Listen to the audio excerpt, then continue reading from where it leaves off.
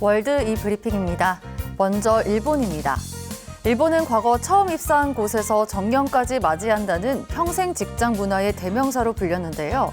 최근 들어 그 의미가 퇴색한 가운데 이를 뒷받침하는 실제 통계 결과가 나와 주목을 받고 있습니다. 지난해 정년까지 보장된 정규직에서 퇴사한 이직자 수가 99만 명을 기록하면서 2012년 이래 최대를 기록한 것인데요. 실제 내용상으로도 정규직에서 다른 회사 정규직으로 이직한 경우는 10년 전에 비해 62%나 늘어난 반면 비정규직에서 정규직으로 이동한 사례는 32만 명으로 그다지 변하지 않았습니다. 일본 경제계와 언론은 세계 최저였던 일본의 고용 유연성을 개선한다는 측면에서 일단 긍정적인 반응을 보이고 있습니다. 중국입니다. 중국 상무부가 BMW CEO와 만나 중국 시장에서 투자 확대와 협력 방안에 대해 논의하고 유럽연합의 전기차 보조금 분쟁에 대한 의견을 나눴습니다. 왕원타오 중국 상무부 장관은 중국 베이징에서 열리고 있는 중국 발전 포럼에 참가한 올리버 집세 BMW 그룹 회장과 회담을 가졌는데요. 이 자리에서 왕 장관은 중국산 전기차에 대한 유럽연합의 반보조금 분쟁을 조속히 해결해야 한다고 강조했습니다.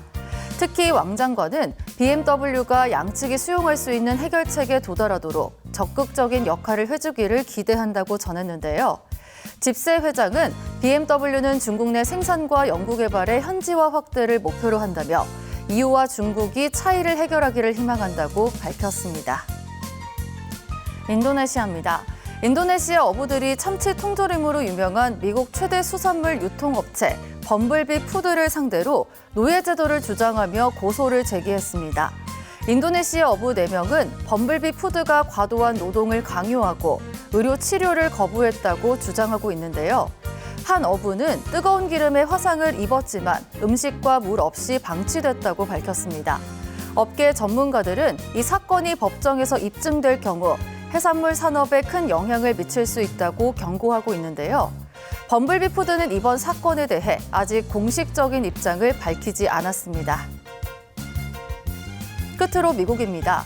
물가 상승에 따라 개와 고양이를 키우는 데 드는 비용이 증가하면서 경제적인 부담으로 작용하고 있다는 보도가 미국에서 나왔습니다.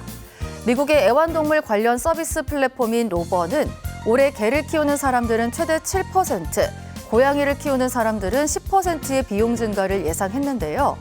개를 키우는 평균 연간 비용은 약 $1,400에서 $5,200 사이, 고양이를 키우는 연간 비용은 최소 $750에서 $3,500 사이로 전망됩니다.